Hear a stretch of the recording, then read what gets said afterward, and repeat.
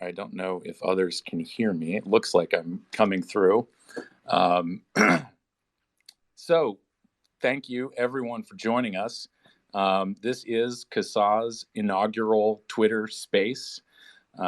We have with us tonight from CASAA, Matt Cully, one of our board members, also a well-known vaping reviewer, Jim McDonald, another board member, also a writer at Vaping 360, Logan Evans, another board member, and outspoken harm reduction advocate in his spare time that he does not have a whole lot of. Danielle Jones, our president of our board, is in the background making sure that this thing goes off with relatively out a hitch. And we are, I am privileged and honored to be able to introduce our very special guest for this first time Twitter Spaces for CASAA, Ethan Nadelmann. For those who may not know Ethan, he is the founder and former executive director of the Drug Policy Alliance. I believe in some form or another, Ethan, you have been involved in drug policy reform for more than 30 years. And so if anybody is interested in some of the stuff that Ethan has been working on over the years, I highly recommend checking out his TED Talk, which has been translated into 28 different languages and viewed over 2 million times. And recently, within the past, I think, 3 years, Ethan, you have participated in some of the vaping-oriented, tobacco harm reduction-oriented conferences, the Global Forum on Nicotine, the e-cigarette summit, and of course, in the theme of what we are talking about here tonight is the overall, this large umbrella of harm reduction, which we've talked about quite a bit on our own podcast. But this is a little bit different, a little bit more casual, and how we can bridge the gap between drug policy reform and drug harm reduction, and bring tobacco harm reduction into the fold, and hopefully gain some perspective on where we are in all of this, all drugs being treated or being considered under this harm reduction movement. So without further ado, Ethan, welcome to our inaugural Twitter space.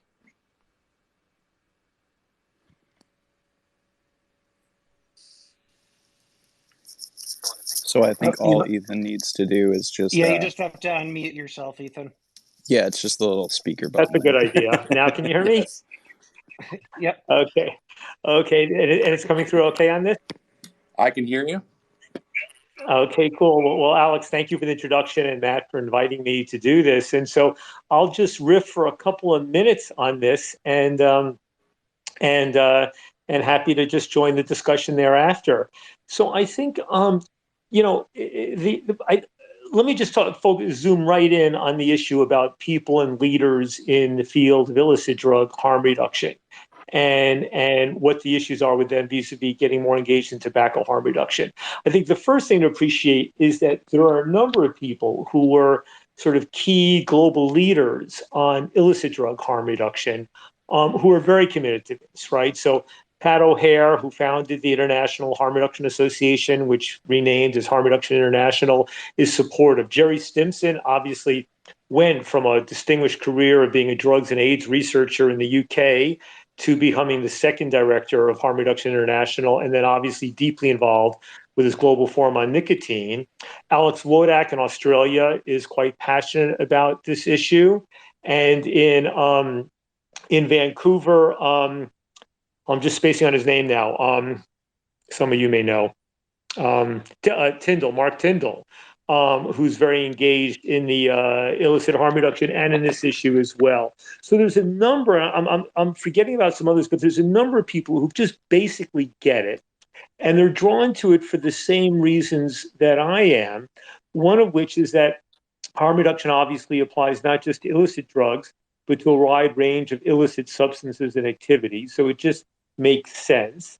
And that secondly, some of the obstacles to tobacco harm reduction very much resemble the obstacles to illicit drug harm reduction in terms of the way in which the whole war on drugs was justified for so long as one great big Child Protection Act. And we see the opposition to tobacco harm reduction oftentimes being justified this way. In the ways in which you see the scientific evidence and, the obvious, public health and other evidence all pointing in favor of harm reduction, whereas a majority of the public and the politicians and other kind of institutional establishment forces are going the other way. So that's another parallel. And then I think there's a piece of this where I and others, have legitimate fears that basically the way things are going, we may be heading in a direction where marijuana is going to be increasingly legal in the US and a growing number of other countries. And at the same time, we're going to be seeing tobacco products increasingly being criminalized.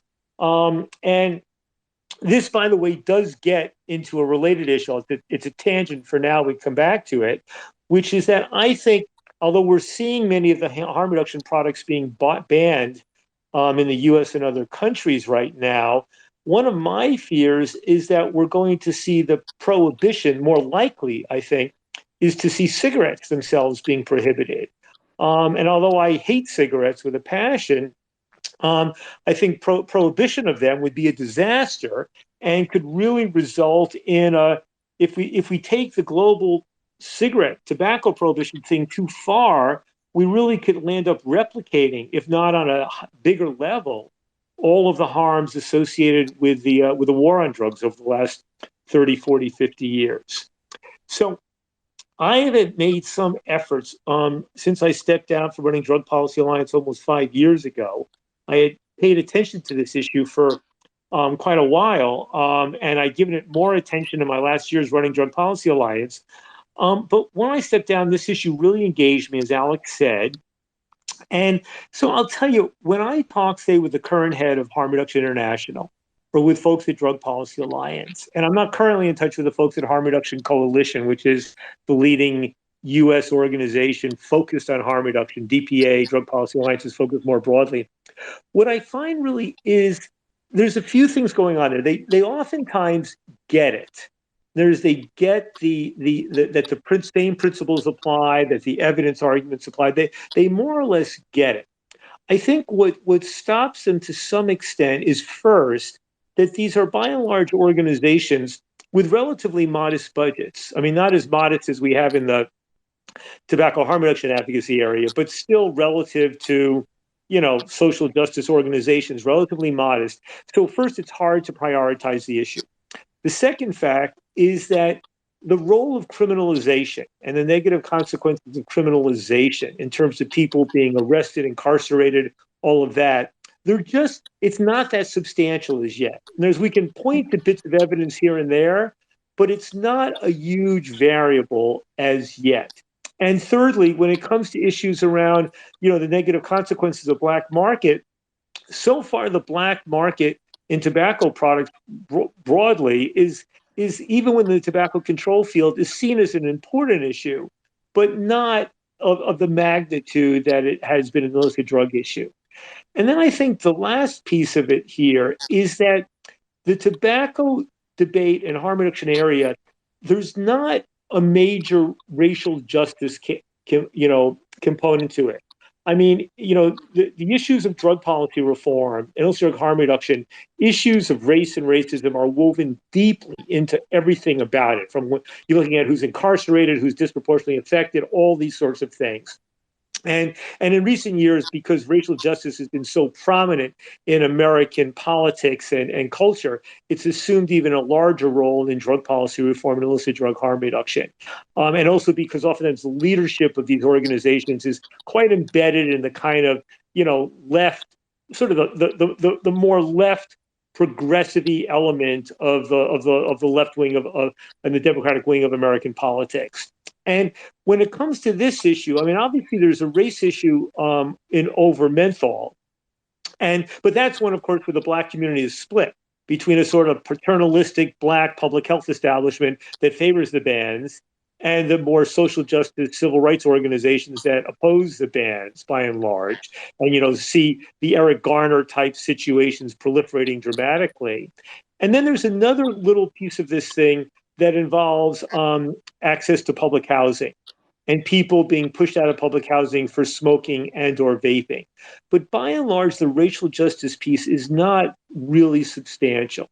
Now, I think among the organizations, Drug Policy Alliance is the one that's most sort of beginning to play a bit of a role. I was pleasantly surprised to see Sheila Vicaria, who's the deputy director of the Office of Academic Engagement at Drug Policy Alliance, speaking at one of the recent meetings of the Food and Drug Law Institute and speaking in favor of harm reduction.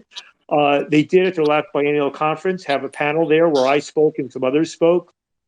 Helen Redmond, who some of you know, who's played a role in the drug policy reform area, has also been really out there, probably a leader in looking at the intersections between illicit drug stuff and tobacco harm reduction.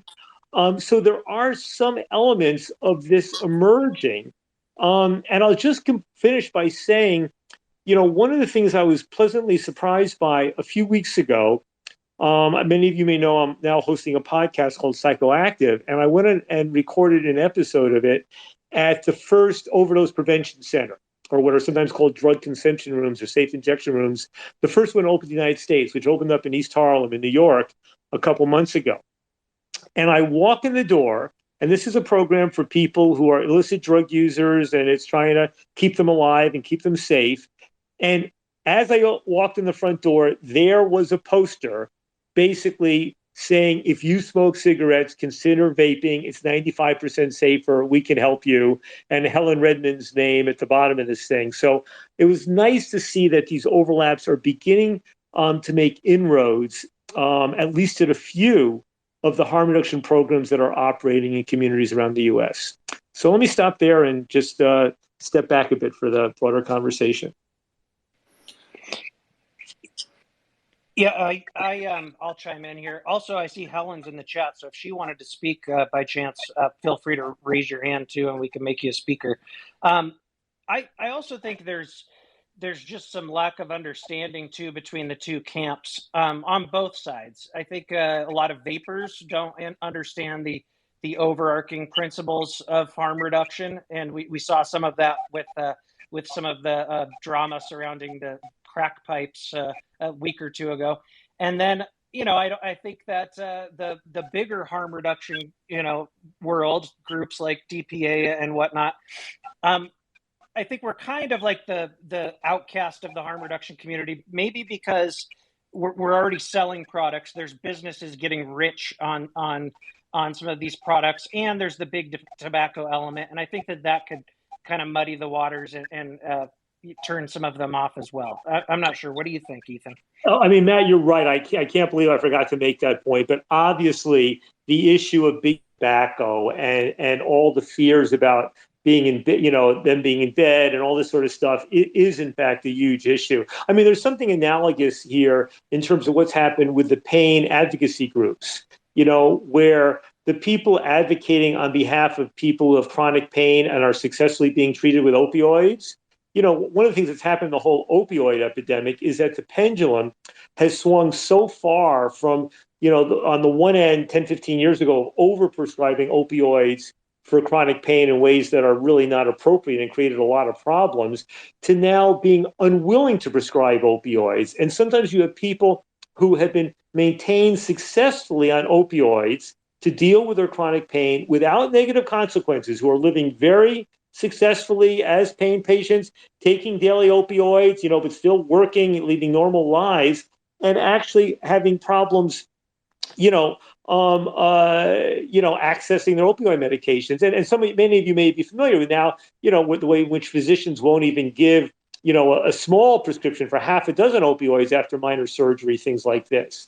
And what's happened in that area also is that there's the funding that had come for the pain advocacy groups. Oftentimes there was no real serious philanthropic funding there. There was a little bit that used to come from George Soros, Open Society Foundation, and a few other small foundations. But when the pharmaceutical companies and others were backing these things, as happened with groups, tobacco harm reduction advocacy groups, taking the money from big tobacco or vape companies, there was this tainting.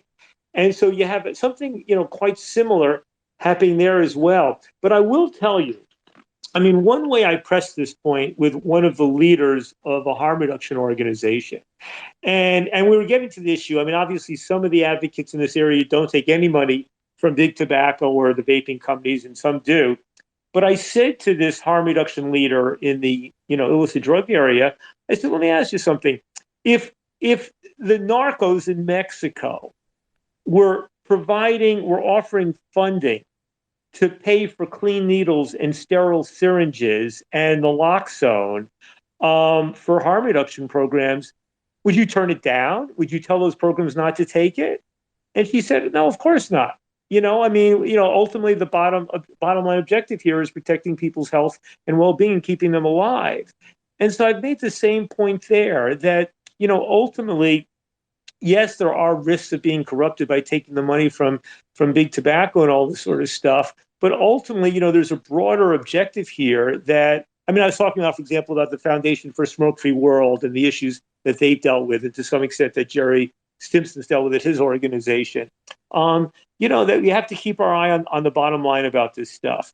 But Matt, going back to your original point, yes, it's true that, people in the illicit harm reduction area, they see big tobacco, they have some of the popular reaction to that. And oftentimes, most of them are sophisticated enough to look beyond that, but it definitely does play a role. One of the things that we had spoken a while ago, Ethan, and I think one of the things that you mentioned, you brought it up again here, was, we don't have the sort of social justice or racial justice issues so much with tobacco.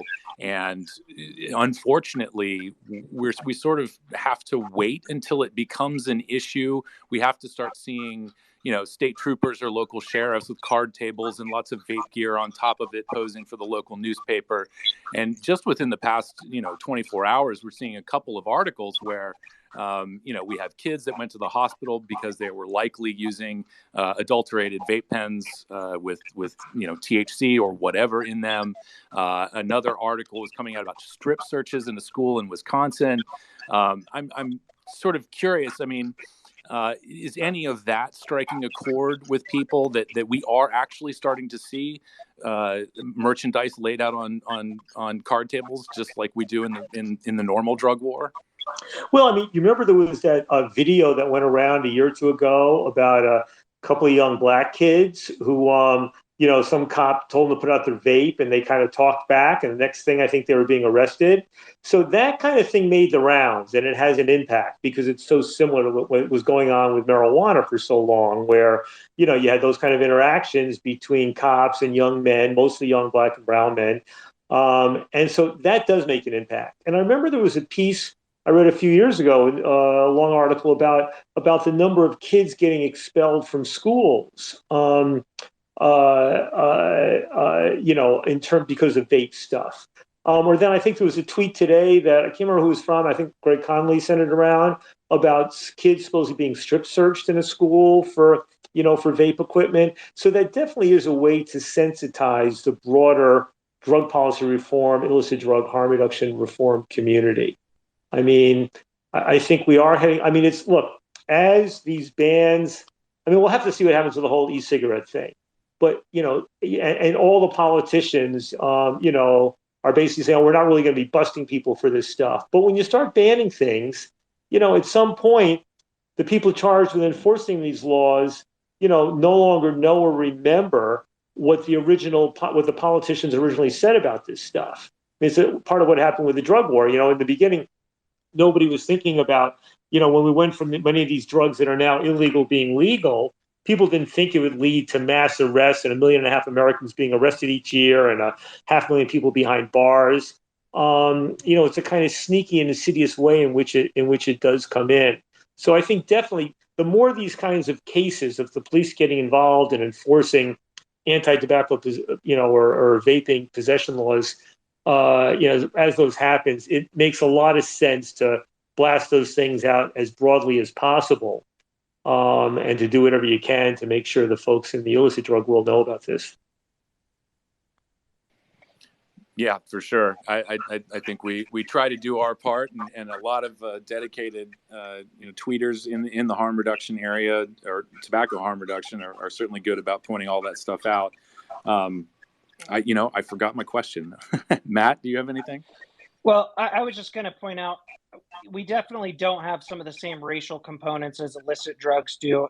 There is some interesting stuff to kind of dive deeper, though, on like some of the class issues with tobacco, and the stigmatization of smokers and anybody that uses tobacco products. But it's you kind of have to explain it a bit more, and it's not as glaring as some of the other stuff we see in the news all the time. Yeah, there was a conference on drugs and stigma a couple of years ago, and I wrote to some of the tobacco harm reduction academics saying you guys should submit papers to become part of this discussion.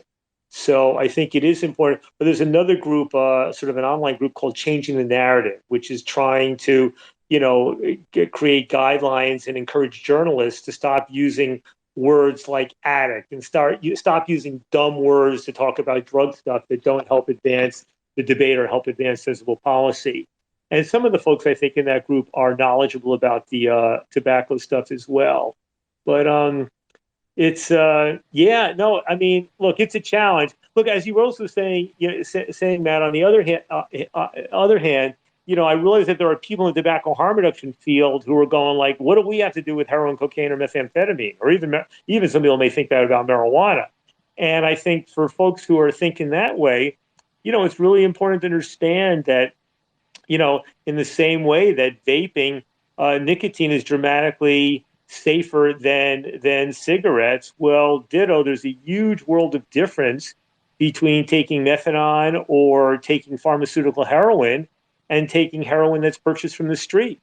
There's a huge world of difference, even if you're taking fentanyl, between taking fentanyl where you know exactly the amount in it and just kind of randomly having a pill or a powder where you have no idea about the potency in this thing. There's a big difference between taking a drug in a healthier form and taking a drug in a more dangerous form. So I think all of these principles are, really do apply across the board, and it makes sense to have a much greater meeting of the minds and a much greater sense of empathy going both ways in this area. Yeah, it's something that we kind of ran into the last whenever the news about the safe smoking kits and stuff went down. There was a lot of debate within the vape community about that, and I've suggested to vapors for a long time to try to understand the harm reduction world and how it applies to other drugs and other activities. What would you suggest for education for because a lot of these folks they were smokers and they quit with vaping, and then all of a sudden they start hearing about harm reduction and they know they're reducing harm by vaping, but they want to get more active, but they don't really know where to start as far as education goes. Well, look, a lot of this is just looking on the websites that are available of Drug Policy Alliance, Harm Reduction International, Harm Reduction Coalition, organizations like that. With this whole thing about safer crack pipes or whatever they're calling it now, I got to tell you, when I was, overseeing the grants programs, even going back to the late 90s, our efforts were not just about syringe exchange and clean needles in order to reduce the spread of AIDS among people rejecting drugs. It was also safe crack pipes, because one of the main issues that was arising was that people would, smoke crack, which is not a good thing you should do. But if you're doing it, people can smoke crack for long periods of time. Not everybody who smokes crack gets addicted to it. There's a lot of things that are true about crack cocaine that most of America doesn't realize. And it is a problematic drug, a hard one to control your use of, but not everybody gets addicted. But one of the real problems that was happening was that people were using these metal crack pipes or glass crack pipes that would get very, very hot, extremely hot, and would land up burning people's lips. And then the burns on people's lips would then become a point of infection or a point of transmission for some communicable disease. And so it just made sense. Like, you wanted people not to smoke crack or to smoke things out of these heated pipes. But if they did, you wanted to make sure that they at least weren't burning their lips and transmitting communicable diseases. And the same thing, you don't really want people injecting illicit drugs, injecting heroin, cocaine, methamphetamine, what have you. But if they are injecting, you don't want them, getting or transmitting HIV or Hep C. You don't want them getting abscesses. You don't want them, all the things that happen when people are sharing syringes or reusing them over and over again. So harm reduction is all about incremental reform. It's about taking one step at a time. Just like with smoking, it's about cutting back on the number of cigarettes you smoke. It's about switching from smoking into vaping. If you vape, it might be safer to use, or snus or those other or Zan or whatever it's called, right? It's about those step by step, just trying to do things safe. And harm reduction, as we know, also applies to things like, bicycle helmets, motorcycle helmets are harm reduction. Condoms are harm reduction. Designated driving norms are harm reduction. Harm reduction is basically a broad approach that says that there are a wide range of substances activities out there that are risky or dangerous or that many people regard as distasteful or immoral. But our obligation as human beings is to try to reduce the harms of otherwise dangerous, risky, or immoral activities. It's just a basic, decent way of looking at how you deal with the realities of life, whether you're talking about kids or adults. Yeah, I I realize your time is a bit short tonight, and so I did want to get to one thing that hopefully we're ending things on a positive note, giving people something to do, and really on my own behalf, this is a question I have, which is much like what Helen had done with putting the poster up at some I assume a New York City harm reduction services.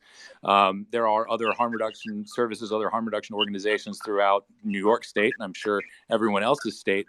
What do we need to consider in approaching these organizations and suggesting to add tobacco harm reduction to the services that they're offering? Is this do I really need a whole lot of credentials and a background in social work or health and all of that, or as someone who has experienced the benefits of vaping, do I make a good enough ambassador to approach these folks and say, hey, look, we can help here? Well, I think, Alec, it doesn't hurt to make the effort. And whether it's just simply contacting these programs, there's somebody else named Brooke Feldman in Philadelphia who was on a panel with me and Helen at the Drug Policy Alliance thing. But I wonder, Helen, I see, I don't know if you're on the speaker status, but maybe you have some good answers to this question as well. Are you there, Helen? Or able to shift on to the speaker status? Helen, if you'd like to speak, throw an emoji up, and we'd be happy to give you the speaker status. Putting people on the spot here on our first time out. I'll stop if I see Helen's thing shift over there. But Alex, obviously people within the community are oftentimes the best people to do it. But there are ways of getting this into the networks. Because obviously, I think somebody told me that Mark Tintle, who was working in the illicit drug harm reduction area, and somebody asked him, how did he get involved in tobacco harm reduction? And he said, it hit me that here I'm doing all these efforts to try to, help people who are smoking and injecting illicit drugs, to help them lead safer lives, to try to get their lives together, to stay safe. And then it hit me that, so ultimately, if we're successful, the majority of them are going to die from smoking-related disease, because most people who are going to these programs are also consuming cigarettes. And so, it just makes all the sense in the world. There's another interesting issue emerging in this, is what role vaping is going to, we already see vaping not just with tobacco, but with cannabis. But there's an interesting question about whether vaping is going to start to play a bigger role with respect to other illicit drugs. And, between injecting something or smoking something or vaping something, it's not great to be doing that with fentanyl or amphetamine or cocaine or whatever. But if you are doing it, for most people, it's going to be less risky oftentimes to be vaping something, especially if you have some idea about the potency of the substance you're consuming. I again, to reiterate, Alex, I know your time is short with us today, Ethan, so thank you for joining us. I had a conversation the other day with Helen about this exact topic, and I'd like to poke your brain about it in regards to people in the drug harm reduction space, their concerns with tobacco harm reduction, particularly vaping, being a profitable business, but in the same light being very supportive of safe supply. And my question is, I guess in regards to safe supply, someone or companies, pharmaceutical companies or whoever it may be, are also making a profit there as well, right? Well, I mean, safe supply, for folks on this who don't know, safe supply refers to the approach coming out of British Columbia, where they're now dealing with the situation with fentanyl, where fentanyl is pervasively all around the United States. It's replaced heroin. It's far more potent. There seems to be, given the fact that it's coming in, by people getting over the dark net, the internet, Mexican stuff coming in. I mean, you name it. They've reached the point where they're saying, look, we don't want people using these drugs. We're offering all sorts of treatment alternatives. If people commit other crimes, we're throwing them in jail. But let's find a way to just make available to illicit drug users the drug they want in a safer form than they're using it on the street. I mean, that's what safe supply is about. How do you make drugs available to illicit drug users in a safer form at little or no cost without making it available to the broader public, right? And there's, this is a real effort now, and it's a serious and innovative policy that still needs to be evaluated, but that appears to be producing good results. My sense, Alex, is I don't know that any companies are making a lot of money from this right now. I mean, there might be, a pharmaceutical company or two that's making a little bit of money. But, what's different from the vaping thing is that, this is being done in a fairly restricted way. If it's either by prescription or in really limited access. And, it goes to that issue, right? Because there are people, mostly not in the tobacco harm reduction area, more in the anti-harm reduction tobacco control area, but also people outside who say, why don't you just allow vaping or e-cigarettes by prescription? Or why don't you just allow flavored ones by prescription or something like this? And I think there's a pretty broad consensus in the harm reduction world that making e-cigarettes or other snus type things available only by prescription is not a good idea, because so many people who want to quit smoking don't want to be medical, and they don't want to have to go through that whole process because it's going to restrict availability and all that sort of thing. So I think that's why the analogy to the safe supply thing kind of is not a powerful one, at least as yet. Yeah, that what you just said kind of reminded me that the Truth Initiative had put out a statement. We did our own podcast on it. It sort of felt like they were sort of trying to school us on what harm reduction was, and it was this very tightly regulated access. You had to sign a logbook to buy a vapor product. It had to be dispensed in sort of an adult-only establishment. Meanwhile, cigarettes are, not freely available, but available at convenience stores and gas stations all across America. And to me, there's coming from the Truth Initiative, it felt like they had sort of weaponized this viewpoint. I understand completely people wanting to control access and there's this incremental acceptance of substance use and certainly being able to provide safer supply. But I mean, I guess if there is a question here, it is, do you also kind of sense that? I mean, we're in the midst of sort of a propaganda war here. And so pitting this tightly controlled access against what they describe as sort of the Wild West, to me seems really disingenuous and overall kind of dilutes the conversation, makes it like we're not having a serious debate about this.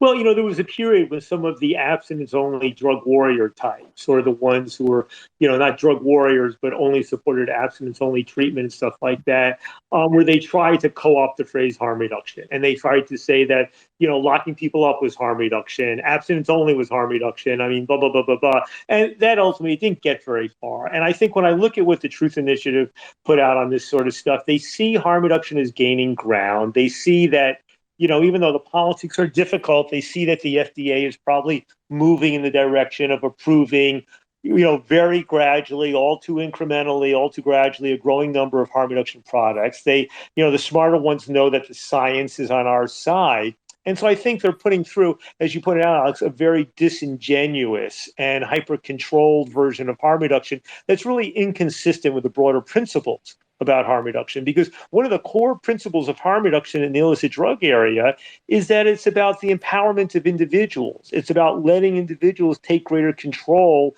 of protecting their own health, right? It's about not being medicalized.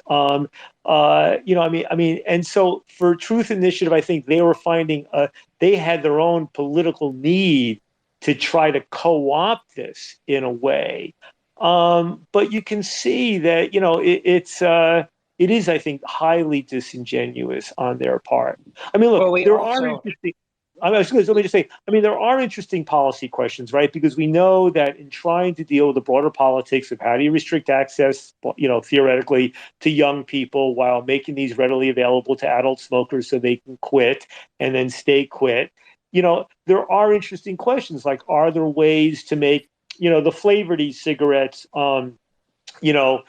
easier access to adults? Can you restrict sales so that where proof of age, plays a bigger role? Is there an argument, for example, making higher potency, the 0.5 or 50 milligram, whatever, nicotine content e-cigarettes available in a more restricted way than the 0.18 or 0.3?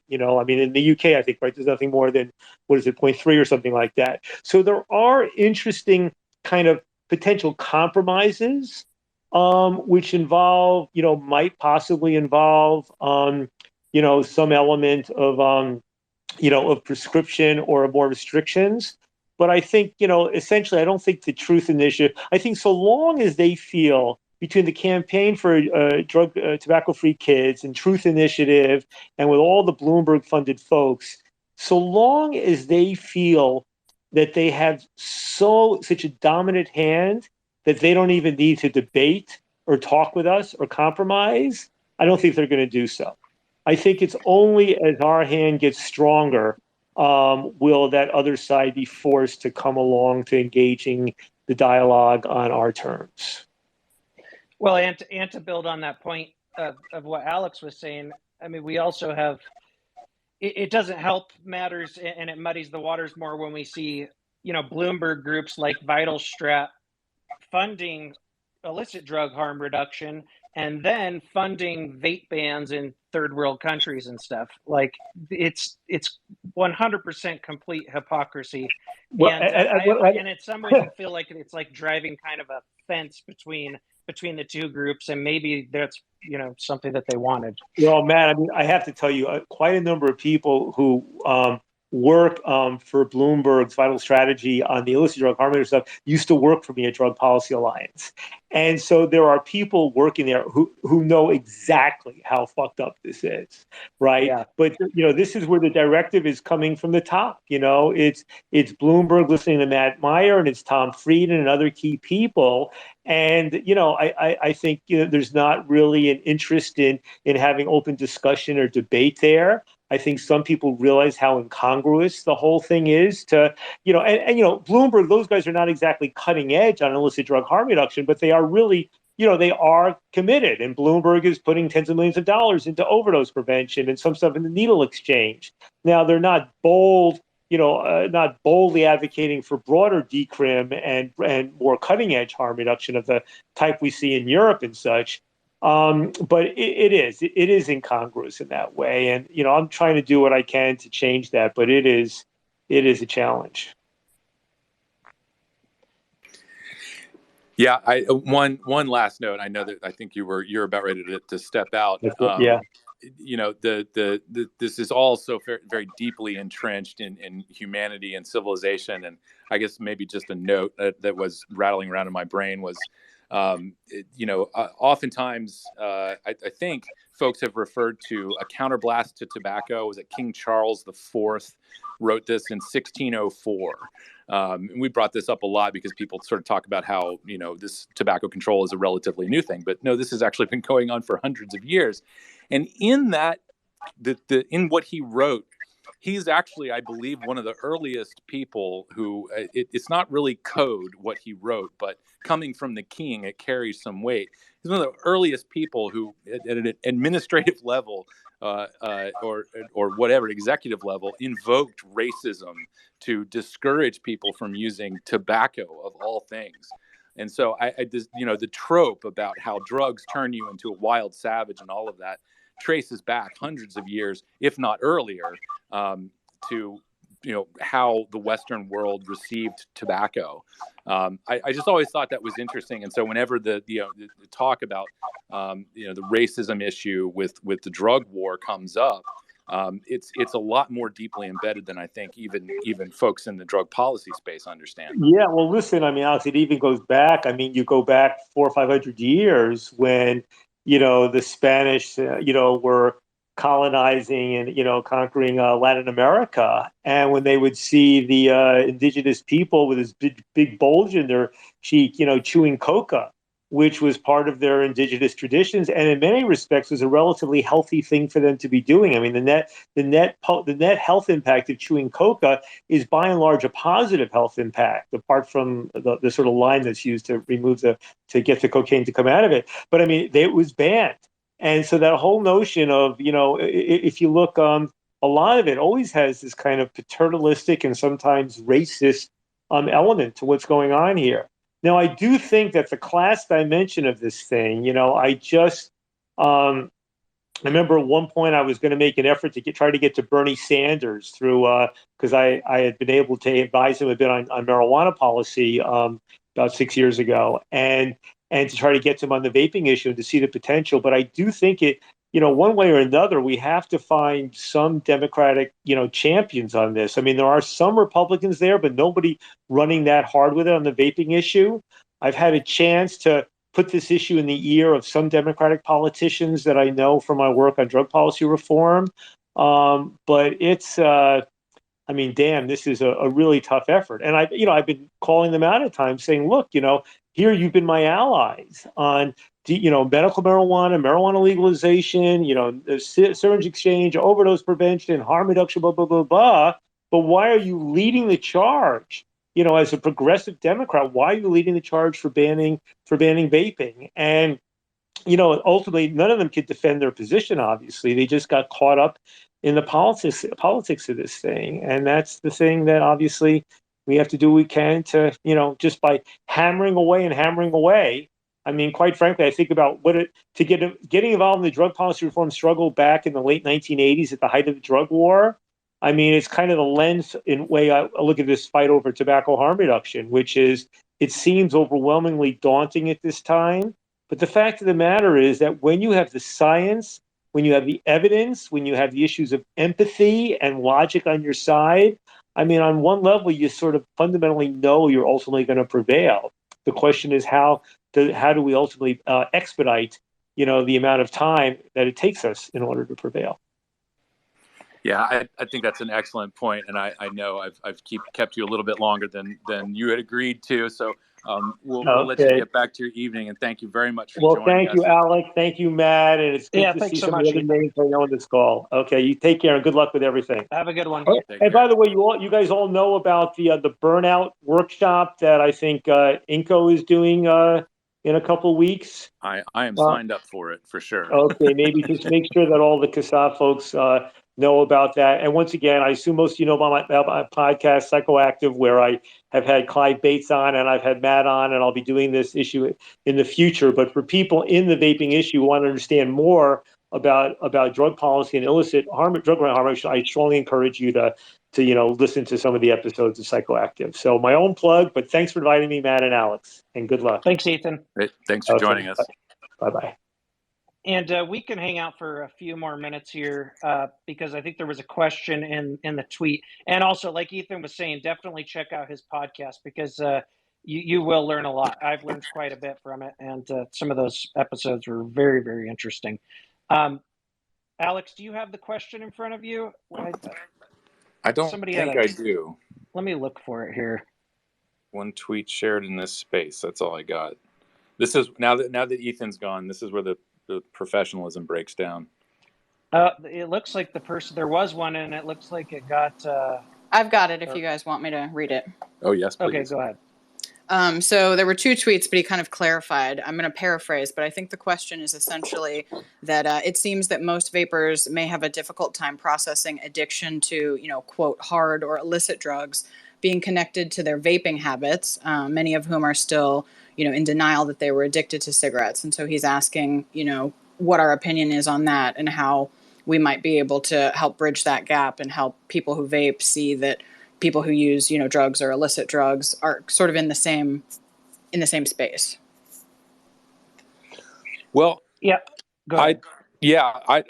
I'll speak from my personal experience, having been through substance use treatment or substance use recovery. I am a person in long-term recovery, long-term substance use recovery. I forget how I'm supposed to say it now, but when I went through, it was 4 months of inpatient rehab. I learned a lot. I learned a lot about myself. I learned a lot about, the importance of how, everybody in those rooms has this shared experience of struggling with substance use, and working for recovery. And the most important thing to me was just having that connection and feeling that I wasn't alone. And when I got into vaping, when I switched to vaping, I saw the same thing happening in vape shops. That, and I've said this all the time, and I think this is, if this goes any distance toward helping people understand that this is all really kind of the same thing. When someone comes into a vape shop and they're trying to quit smoking, and the person behind the counter is nice and helpful and encouraging, and someone else gets up and says, "Hey, I quit smoking by switching to these things." In that moment, all three of those people are connected and supporting one another. And it's very much the same thing. I think, the big hurdle I think a lot of people have is that, you don't smoke a pack of cigarettes and then have a horrible car accident, or, you're not going to lose your house trying to, well, hopefully nowadays it's possible, but you're not going to spend a mortgage payment on trying to buy cigarettes or something like that. And, a lot of times, there's this trope, I think, in the recovery world of like, you have to hit rock bottom until you can get better. It's never too late to try to, get well.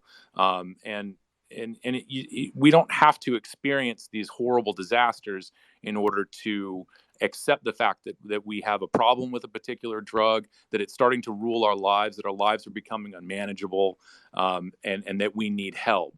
I guess that's probably one of the more, I don't think it's nefarious or it's just, smoking is sort of one of those subtle, well, it's not so much subtle. I'm using all the wrong words here, but I mean, the point is that it doesn't impair your ability to function like other drugs might do. I mean, depending on the drug and depending on who you are. So I think it's just, it's that because nicotine is such a mild stimulant and it doesn't lead to things like being inebriated to the point of losing control, that people seem to think that it's just not the same as, someone doing cocaine or heroin or something like that. But when we talk about recovery and getting better, it's all very much the same. Yeah, and to kind of echo off of Ethan's point earlier, just talking about Mark Tyndall up in Canada, and my own personal experience with smoking and drugs, they all too often went hand in hand, and thankfully, in Philadelphia, they've kind of done an about face on their smoking prohibition in treatment centers and things like that. Brooke Feldman, an individual that had a lot to do with changing that. But, smoking and drug use for me and everyone that I knew in my circle of all of us who did drugs together, we all smoked. And he makes a really good point that all of these efforts were being put into, people gaining access to clean syringes, clean gear, and not only that, when they're at these places, they're also being given access to or introduced to other services like treatment, rehabilitation, things like that. But then they're still going to die from smoking, and I think this is a really great point for us to make in regards to including tobacco harm reduction into this space, because all this effort again being applied to keeping people alive now who may lose their life 10, 15, 20 years down the road to smoking. I think it's also important, and part of what that guy's question was, I think, was like, how do you bridge the gap between vapors and the illicit drug harm reduction world, when a lot of vapors, don't think that they're addicted, they have a dependence, which is because we don't need to go into the whole addiction equals dependence plus harm thing right now, but anyway, they have a hard time understanding the addiction world, I guess, and what I would suggest to those vapors that because I saw a lot of them when the crack pipe news happened, putting that whole thing down and putting down people that had that were using crack. What I would suggest to them is they need to realize how stigmatized they are too. So what they're doing and projecting onto these other users, they own some of that as well, and that's how you can connect the two groups possibly, is by pointing out the stigmatization. Yeah, obviously it might be a little bit different. I'm not saying that's smoking's on the same level as crack, but both groups are looked down upon, and so you definitely should try to understand each other and try to help each other out. It just kind of reminded me of something, Matt, that a lot of what CASAA has been doing, I think, sort of subtly over the past 10 years or so, has been educating our membership and anyone curious about our mission about the broader tobacco harm reduction field, and that it's not just vaping, and we've had to push back on a lot of misinformation about smokeless tobacco. And I'll, for my own part, and I think, speaking for some of our board members, when we got involved with this, a lot of us came to it with this misconception that switching from smoking to smokeless tobacco was just trading lung cancer for oral cancer. And so I think it's important that even within the category of tobacco products, we have to acknowledge that we've been conditioned to believe things that are just not true. And so I think, if it takes just acknowledging that within the tobacco product space to sort of, just extend that out to what we think we know about other substance use, and really question, I think, a lot of the messages that we've been receiving, throughout our lives. Yeah, and that continuum of risk not only applies to tobacco, but it applies to just about every other substance that you can imagine, in regards to moving from, the illicit drug supply and using in a more dangerous way, injecting with the same needle multiple times, to moving towards clean gear and a safe controlled supply. There's a continuum of risk there, as well as, going from snus to cigarettes, or patches to cigarettes, or something like that. There's a continuum of risk with all of these substances, and I think that's worth acknowledging for everyone. Yeah, excellent point. Do we have any more questions or comments out there? I don't think so. Definitely worth checking out the CASAA.org website if you haven't recently. We revamped it about a year ago or so, and it's pretty awesome. So check it out. And we are going to try to do these once. What did we decide, Alex? Once every 2 weeks? Yeah, I think once every 2 weeks. And we'll have different topics at each time. So that's all. I think we covered a lot. I think it was okay for our first one. Yeah, we only had one F-bomb, and it was from the special guest. So fuck, there's two. I'm glad we were able to keep this casual and somewhat informal. I just didn't want Julie to yell at me, to be honest. That's the only reason. Julie's not even listening, so we're good. All right. Well, unless we have any other questions or comments or points board members would love to make, Jim, I know you're here. If you've got something to say, speak now or forever hold your peace. We will wrap this up as our first and successful Twitter Spaces. Thank you, everyone, for joining us. I know we saw some unfamiliar faces. Special thank you for all the familiar faces. Thank you for all the folks who were curious and stopping by. Special thank you to Ethan Nadelmann for joining us and making this a good conversation, hopefully a very informative conversation for those who might be new to this stuff. If you want to listen to this later, we should have this, a recording of this, posted on our website. I assume under something with the heading of media and podcasts and so on. And that's that. For those who can't get enough of myself, Logan, and Kristen, and whoever we are able to get on as a special guest, we will be having our CASAA podcast on Saturday, 4:30 Eastern. You can catch us on the Facebooks, the YouTube, and Twitter, and you can catch the replay on all the places where you get your podcasts. Logan does a much better job of that outro, but I figured I'd give it a shot. Anything else, guys? You did a great job. He's got that deep. You did a great job. You did a great job, Alex. I'm proud of you. Thank you. Good job, Alex. All right. Thank you. All right, then. Well, everybody, thanks for joining us, and we'll see you next time. Take care, everybody. Be excellent to each other. Bye-bye.